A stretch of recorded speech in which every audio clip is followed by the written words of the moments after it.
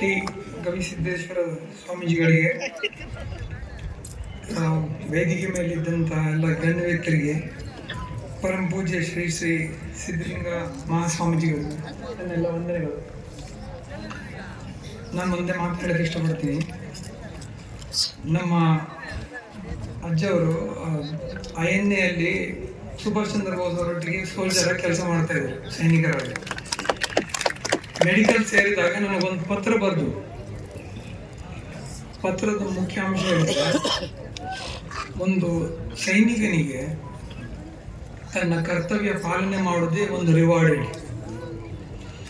ಯಾವುದೇ ಥರದ ಜೀವನದಲ್ಲಿ ರಿವಾರ್ಡ್ಗೆ ಕಾಯ್ಕೊಂಡು ಕೂತ್ಕೊಳ್ಬೇಡ, ಕೆಲಸ ಮಾಡ್ತಾ ಹೋಗಬೇಡಿ. ಈ ಮಾತು ನನಗೆ ಕೋವಿಡ್ ಸಮಯದಲ್ಲಿ ನೆನಪಾಯಿತು. ಕೋವಿಡ್ ಸಮಯದಲ್ಲಿ ನಾವು ತುಂಬ ಪ್ರೆಷರಲ್ಲಿದ್ದೆವು, ಕಷ್ಟದಲ್ಲಿದ್ದೆವು, ಮನಸ್ಸು ತುಂಬ ಭಾರ ಆಗಿತ್ತು.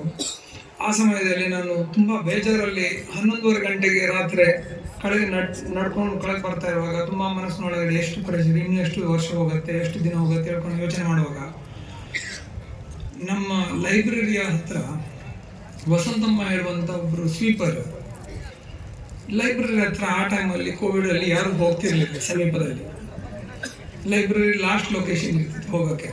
ಅವಳು ಸ್ವಚ್ಛ ಮಾಡ್ತಾ ಇದ್ದ ಲೈಬ್ರರಿ 11:30 ರಾತ್ರಿ. ಸೊ ನಾನು ಅವಳ ಹತ್ರ ಕೇಳಿದೆ, ವಸಂತಮ್ಮ, ಈ ಸಮಯಕ್ಕೆ ಯಾರು ಮಾಡ್ತಾರೆ ಲೈಬ್ರರಿ? ಬೆಳಗ್ಗೆ ಯಾರು ಬರೋದಿಲ್ಲ, ರಾತ್ರಿ 11 ಗಂಟೆ ಯಾರು ಬರ್ತಾರೆ ಹೇಳಿ? ಹೇಳಿದಕ್ಕೆ, ನಾನು ನನ್ನ ಕರ್ತವ್ಯ ಪಾಲನೆ ಮಾಡ್ತಾ ಇದ್ದೀನಿ, ಇದು ನನ್ನ ಕೆಲಸ. ಆ ದಿನ ಅಲ್ಲಿ CCTV ಇರಲಿಲ್ಲ, ಆ ದಿನ ಅಲ್ಲಿ ಯಾರು ನೋಡುವವರಿಲ್ಲ, ಎಲ್ಲ ರಿಪೋರ್ಟಿಂಗ್ ಇರಲಿಲ್ಲ. ನಾನು ಬಂದು ನಮ್ಮ ಚೇರ್ಮನ್ಗೆ ಹೇಳಿದೆ, ನಮ್ಮ ಆಸ್ಪತ್ರೆಯಲ್ಲಿರುವಂಥ ಒಬ್ಬರು ಸ್ವೀಪರ್ ಇಂಥ ಒಂದು ಮನೋಭಾವನೆ, ಇಂಥ ಒಂದು ಕರ್ತವ್ಯ, ಇಂಥ ಒಂದು ಯೋಚನೆ ಇಟ್ಕೊಂಡು ಕೆಲಸ ಮಾಡಿ, ಈ ದೃಢನಿಷ್ಠೆ ಇಟ್ಕೊಂಡು ಕೆಲಸ ಮಾಡಿದರೆ, ನಾವಿಲ್ಲಿ ಮ್ಯಾನೇಜರ್ಗಳು ಇವತ್ತಿಗೆ ಜಾಸ್ತಿ ಆಗಿದ್ದಾರೆ, ಕೆಲಸ ಮಾಡೋರು ಕಡಿಮೆ ಆಗಿದ್ದಾರೆ. ಯಾಕಂದ್ರೆ ಅವ್ನು ಕೆಲಸ ಮಾಡ್ತದೇನೆ ಇಲ್ವೋ ನೋಡ್ತಾ ಇದ್ದಾರೆ. ಇವತ್ತಿಗೆ ನಾನು ಈ ಒಂದು ಸನ್ಮಾನ ಕೊಟ್ಟದಕ್ಕೆ ಒಂದು ಮಾತು ಹೇಳಕ್ಕೆ ಇಷ್ಟಪಡ್ತೇನೆ. 1 ವರ್ಷ ಮೊದಲು ನಮಗೆ USA ಇಂದ ನ್ಯೂಯಾರ್ಕಿಂದ ಒಂದು ಇನ್ವಿಟೇಷನ್ ಬಂದಿತ್ತು ಸ್ವಾಮೀಜಿ.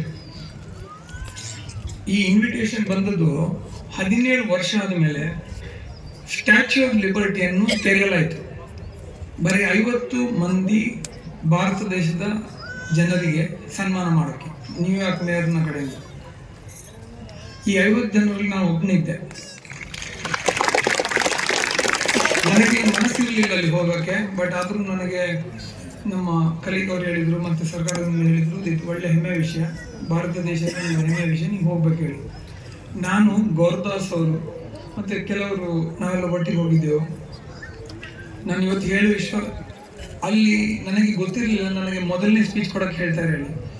ಬಟ್ ಅಲ್ಲಿ ನಾನು ಕೊಟ್ಟ ಮಾತು ಯುನೈಟೆಡ್ ಸ್ಟೇಟ್ಸ್ಗೆ ಮುಖ್ಯವಾಗಿರುವಂಥ ಒಂದು ನಮ್ಮ ಭಾರತ ದೇಶದ ಒಂದು ಯೋಚನೆ, ನಮ್ಮ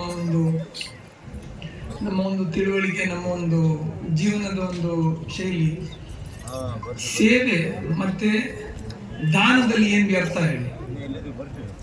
ಸೇವೆ ಮತ್ತೆ ದಾನದಲ್ಲಿ ಏನು ವ್ಯರ್ಥ, ಏನು ವ್ಯತ್ಯಾಸಗಳಿರುತ್ತೆ?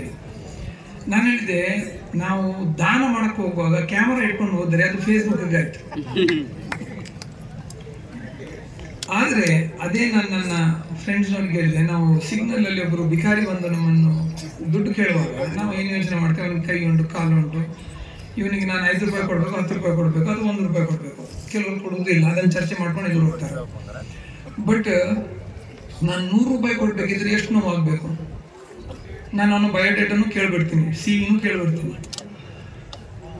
ನಾನು ಹೇಳೋದು, ಆ ನೋವು ಇರಲಿಲ್ಲದಿದ್ದರೆ ಅದು ತ್ಯಾಗ ಅಲ್ವೇ ಅಲ್ಲ. ಅದೇ ರೀತಿಯಲ್ಲಿ ನನ್ನ ಪ್ರಕಾರದಲ್ಲಿ ಇವತ್ತಿಗೆ ಇರುವಂತಹ ಈ ಒಂದು ಗವಿಸಿದ್ದೇಶ್ವರ ಮಠದ ಒಂದು ರೀತಿಯಲ್ಲಿ ನಾನು ಹೇಳೋದು, ದಾನ ಮತ್ತು ತ್ಯಾಗದ ಮಧ್ಯದಲ್ಲಿರುವಂತಹ ಒಂದು ಗುರುತನ್ನು ಇವತ್ತಿಗೆ ಸ್ವಾಮೀಜಿಯವರು ತೋರಿಸಿದ್ದಾರೆ ಸಮಾಜಕ್ಕೆ. ನಾನು ಅದೊಂದು ಮಾತನ್ನು ಇವತ್ತಿಗೆ ಕಲಿತು ಅವರ ಆಶೀರ್ವಾದ ಪಡೆದು ಬಂದಿದ್ದೇನೆ. ಇವತ್ತಿಗೆ ಇದ್ದಂಥ ಎಲ್ಲ ಸ್ವಾಮೀಜಿಗಳ ಆಶೀರ್ವಾದ ತಗೊಂಡು ನಾನು ನಿಮ್ಮೆದುರಿಗೆ ಇಷ್ಟೊಂದು ಮಾತು ಹೇಳೋಕ್ಕೆ ಇಷ್ಟಪಡ್ತೇನೆ. ನಮ್ಮ ದೇಶದ ಒಂದು ಮುಖ್ಯ ಆದಂಥ ಒಂದು ಪ್ರೇರಣೆ ಇರುವುದು ಈ ಒಂದು ತ್ಯಾಗ. ದಾನ USA ಅಲ್ಲಿ ಬೇರೆ ಕಡೆಯಲ್ಲಿ ಎಲ್ಲ ಫೋಟೋ ಇಟ್ಕೊಂಡು ತುಂಬ ಮಾಡ್ತಾರೆ, ತ್ಯಾಗ ಮಾಡುವವರು ಭಾರಿ ಕಮ್ಮಿ. ಆ್ಯಂಡ್ ಇವತ್ತಿಗೆ ನನಗೆ ಸಿಕ್ಕಿದ್ದ ಈ ಪ್ರಶಸ್ತಿ ಆ USA ಅಲ್ಲಿ ಸಿಕ್ಕಿದ್ದ ಪ್ರಶಸ್ತಿಯಿಂದ ಎಷ್ಟೋ ದೊಡ್ಡದಾಗಿ USA ಅಲ್ಲಿ ಸಿಕ್ಕಿದ ಪ್ರಶಸ್ತಿ ನನಗೆ ಅಷ್ಟು ಆನಂದ ಸಿಕ್ಕಿಲ್ಲ. ಬಟ್ ಇವತ್ತಿಗೆ ಈ ಭೂಮಿಯಲ್ಲಿ ಸಿಕ್ಕಿ ಅಜ್ಜವರ ಕೈಯಿಂದ ಆಗಿದ್ದಂತ ಈ ಒಂದು ಸನ್ಮಾನ, ಈ ಒಂದು ಇದು ನನಗೆ ಎದುರಿಗೆ ಹೋಗಿ ಇನ್ನೂ ಶಕ್ತಿ ಕೊಡಲಿ, ಎದುರಿಗೆ ಹೋಗಿ ನನಗೆ ಬಿಟ್ಟು ನಮ್ಮ ಬೇರೆ ಜನರಿಗೂ ಜಾಸ್ತಿ ಪ್ರೇರಣೆ ಮಾಡಲಿ ಹೇಳೋಕ್ಕೆ ನಾನು ಅವಕಾಶ ಕೊಟ್ಟದಕ್ಕೆ ಸ್ವಾಮೀಜಿಗಳಿಗೆ ನಮಸ್ಕಾರ ಹೇಳ್ತೀನಿ. ಕೊನೆಯದಾಗಿ ಯಾರ ಕೇಳಿದ್ರಂತೆ, ಮುಖ್ಯವಾಗಿ ವೈದ್ಯರು, ಇಂಜಿನಿಯರ್ಗಳು, ಮತ್ತು ಡಾಕ್ಟರು, ಇಂಜಿನಿಯರು, ಬಿಸ್ನೆಸ್ ಮೆನ್ನು ಮತ್ತು ಟೀಚರ್ಗಳು, ಇವರಲ್ಲಿ ಯಾರು ಮುಖ್ಯ ಹೇಳಿ? ಸೊ ಯಾರೊಬ್ಬನು ಒಳ್ಳೆ ಯೋಚನೆ ಹೇಳಿದಂತೆ, ಎಲ್ಲ ಡಾಕ್ಟರ್ಗಳಿಗೆ ಡಾಕ್ಟರ್ ಟೀಚರ್ ಇರ್ತಾರೆ, ಎಲ್ಲ ಇಂಜಿನಿಯರ್ಗಳಿಗೆ ಇಂಜಿನಿಯರ್ ಟೀಚರ್ ಇರ್ತಾರೆ, ಎಲ್ಲ ಬಿಸ್ನೆಸ್ ಮ್ಯಾನ್ಗಳಿಗೂ ಬಿಸ್ನೆಸ್ ಮ್ಯಾನ್ ಟೀಚರ್ ಇರ್ತಾರೆ, ಟೀಚರಿಗೂ ಟೀಚರ್ ಇರ್ತಾರೆ, ಟೀಚರ್ ಆಫ್ ಟೀಚರ್ ಇರ್ತಾರೆ. ಸೊ ನಮ್ಮ ಗುರುಗಳ ಒಂದು ಪಾತ್ರ ನಮ್ಮ ಜೀವನದಲ್ಲಿ ತುಂಬ ಮುಖ್ಯ ಇರುತ್ತೆ. ಆ್ಯಂಡ್ ಈ ಗುರು ಹೇಳುವುದು, ನಾನು ಹೇಳೋದು, ಎಷ್ಟೋ ಸಮಯ ನನಗಿತ್ತು, ನಮ್ಮ ಗುರು ಯಾವಾಗ ಎದುರು ಬರ್ತಾಳೆ, ನಾವು ಯಾವಾಗ ತಯಾರಿರ್ತೇವೆ ನಮ್ಮ ಗುರು ಆ ದಿನ ನಮ್ಮ ಎದುರಿಗೆ ಬರ್ತಾರೆ. ಯಾವಾಗ ನಮ್ಮ ಪ್ರಶ್ನೆ ಕಂಪ್ಲೀಟಾಗಿ ಕ್ಲಿಯರ್ ಆಗಿರುತ್ತೆ ಆ ದಿನ ನಮ್ಮ ಉತ್ತರ ನಮ್ಮ ಎದುರಿಗೆ ಬರುತ್ತೆ ಹೇಳಿಕ್ಕೆ ಇಷ್ಟಪಡ್ತೇನೆ. ಇವತ್ತಿಗೆ ನನಗೆ ನನ್ನ ಗುರುವಿನ ಈ ಒಂದು ಅವಕಾಶ ಸಿಕ್ಕಿತ್ತು, ಗುರುವಿನ ಎದುರಿಗೆ ಹೋಗಿ ಈ ಒಂದು ಸನ್ಮಾನ ಸಿಗೋಕ್ಕೆ. ಅದಕ್ಕೆ ಸರ್ ನಿಮ್ಗೆಲ್ಲರಿಗೆ ಧನ್ಯವಾದ ಹೇಳ್ತೇನೆ. ನೀವೆಲ್ಲರೂ ಇಷ್ಟು ದೂರದಿಂದ ಬಂದಿದ್ದೀರಿ, ನನಗೂ ಇದು ಕುಂಭಮೇಳಕ್ಕೆ ಬಂದಂಗೆ ಆಗಿ ಹೋಗಿದೆ. ತುಂಬ ಧನ್ಯವಾದಗಳು, ನಮಸ್ಕಾರ.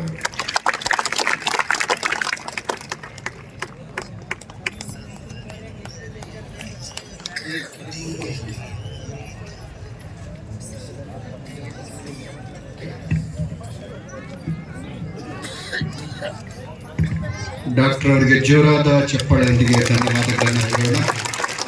ಸಮಾರಂಭದಲ್ಲಿ ಪರಮ ಪೂಜ್ಯರು, ಕ್ರಿಯಾಶೀಲ ವ್ಯಕ್ತಿಗಳು,